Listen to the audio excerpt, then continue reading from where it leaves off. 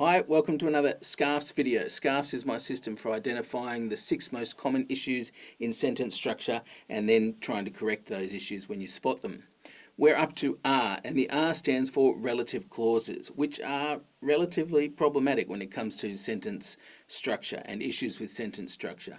So they can be difficult, and I'm going to try and simplify what they are and how to correct them so that you can help yourself or help others when it comes to relative clauses. So we need to know what they are. Relative clauses are clauses in a sentence that provide more information about the noun in the main clause. Okay, and they're introduced by relative pronouns. Now, the most common relative pronouns are who, which, and that. And the difference between when to use which and when to use that is where a lot of the issues come when it comes to relative clauses. So we'll talk about that. So there's 3 things that you really need to be on top of to be able to use relative clauses correctly and identify issues with them. One is, can you tell whether it's a defining clause? The second is, can you tell whether it's a non-defining clause? And the third is, can you tell what that relative clause is providing more information about? Can you tell what the noun is that it's providing more information about? And that thing that it relates back to, we call the antecedent. So can you identify the antecedent?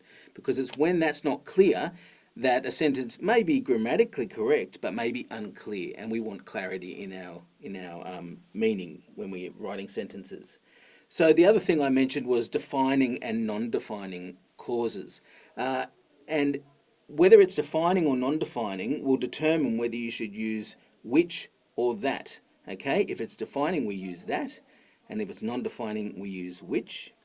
Of course, the who makes things difficult because it can be used for a defining or a non-defining clause, and I will explain that, so don't worry, we'll get to that soon. But I think the best way to explain relative clauses and how they work is to give you an example. So let's do that now. Okay, let's talk about donuts for our example. Everyone loves donuts. So I've made a donut, strawberry icing, and it's got sprinkles on it. The donut has sprinkles on it. Now, whether we want to use a defining or a non-defining clause to get in that information about the fact that I made it depends on the context of the sentence and what we're trying to say.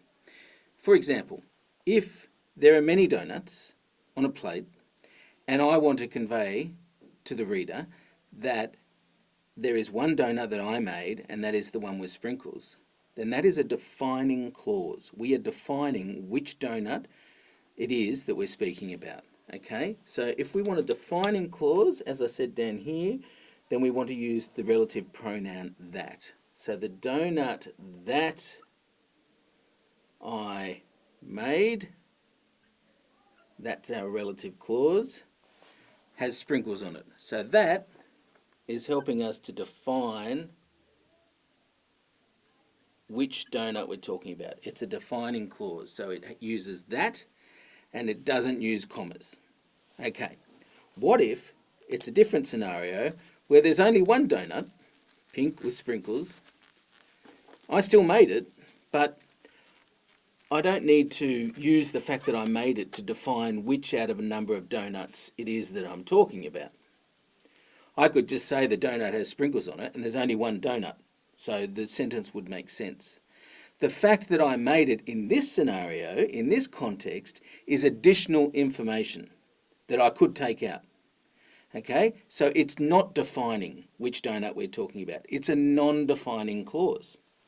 And so then, non-defining clauses, we use the relative pronoun which, and we use commas. So we would say the donut, comma, which I made, by the way. Thinking about donuts, so I'm misspelling the word made. Okay, the donut, which I made, has sprinkles on it. So that has commas and the relative pronoun which. It is non-defining because there's no need to define it. There's only one donut. So that, in a nutshell, is the difference between one of the most common problems with relative clauses, and that is whether it is a defining or a non-defining clause. Because if it's defining, we want to use that and no commas, and if it's non-defining, we want to use which and commas. There is one problem though, and that is when the relative pronoun is who, and I'll talk about that next. Okay, so here's two examples that both use the relative pronoun who, and they both use it correctly. The question is, how do we know if it's defining or not defining, and what do we do to show that? First one, students who love homework are unusual. Second one, students who come from all different backgrounds attend the school from 9 a.m. to 3 p.m. So we need to find out, is it defining or is it non-defining? Is it essential or is it additional information and therefore non-defining? So one way to do this is to take out the relative clause and then see what we're left with. So we need to work out what the relative clauses are first. In this case, here's our relative pronoun. So it's who love homework. Okay, and then the antecedent, the thing it's talking about, is the students. In this one, the relative clause is who come from all different backgrounds. Okay, and then the antecedent, the thing that it's talking about, is again the students. But if we take out these relative clauses, with the top example, we would be left with students are unusual. And that doesn't make sense. That's because this is a defining clause. We are only talking about those students who love homework. They're the ones who are unusual. Students aren't unusual overall. So we're defining what students we're talking about. Okay, so if you remember, we don't use commas with a defining clause. Who can stay, but we don't use commas.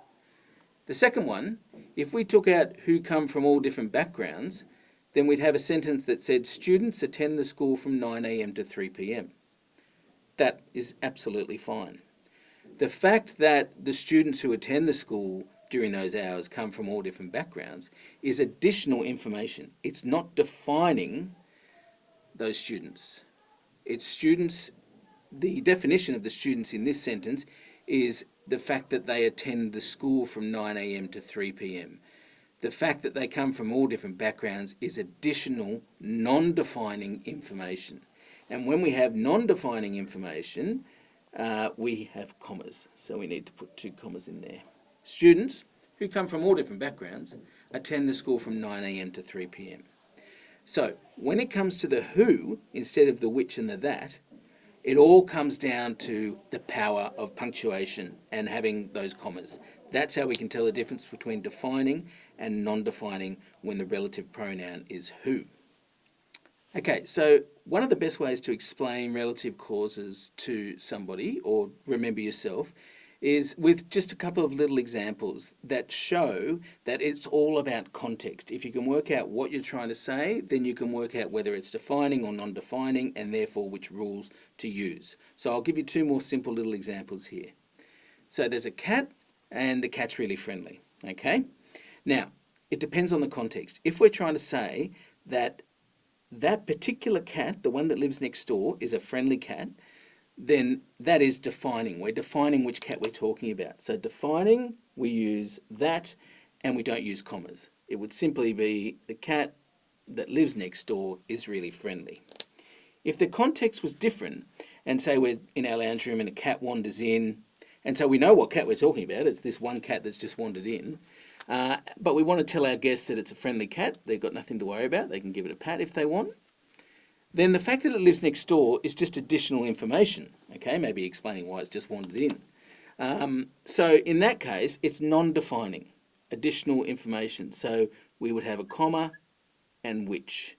The cat, which lives next door, is really friendly. Okay.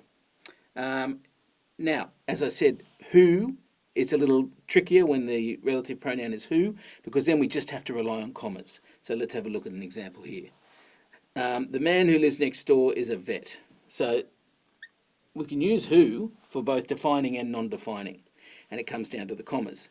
If we're saying that that specific man who lives next door is a vet, then it is defining, and so we don't have any commas. The man who lives next door is a vet.